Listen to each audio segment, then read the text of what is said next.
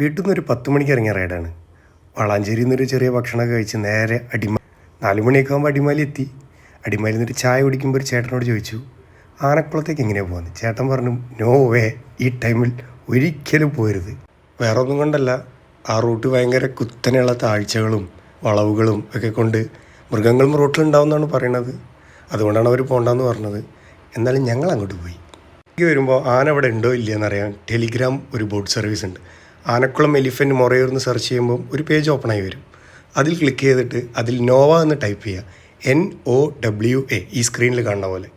അതിൽ സെർച്ച് ചെയ്താൽ ടെലിഗ്രാം നമുക്ക് ലൈവ് അപ്ഡേറ്റ് ഫോട്ടോ നമുക്ക് തരും. ഇത് ഞങ്ങളുടെ കേസിൽ ഇവിടെ വർക്കായിട്ടുണ്ട്. ഇവിടെ ആന ഉണ്ടായിരുന്നു. ഇവിടെയുള്ള ഫോറസ്റ്റ് ഗാർഡ് പറഞ്ഞത് നിങ്ങൾ വരുന്നതിൻ്റെ അരമണിക്കൂർ മുന്നേ ഇവിടെ ഒരു 10-15 ആനയെങ്കിലും ഉണ്ടായിരുന്നു എന്നാണ്. കുറച്ച് കഴിഞ്ഞപ്പോൾ വരുന്ന ഒരു 5-6 പിന്നെയും. പിന്നെ കുറച്ച് കുടുംബശ്രീ ചേച്ചിമാരെ ടൂറാ തോന്നുന്നു. കുറച്ച് പെണ്ണുങ്ങളുണ്ടായിരുന്നു. അവരൊച്ചയും വെള്ളമൊക്കെ കേട്ടിട്ട് ഇത് വെള്ളം കുടിക്കാൻ വന്നിട്ട് വെള്ളം പോലും കുടിക്കാണ്ട് തിരിച്ചു പോയി.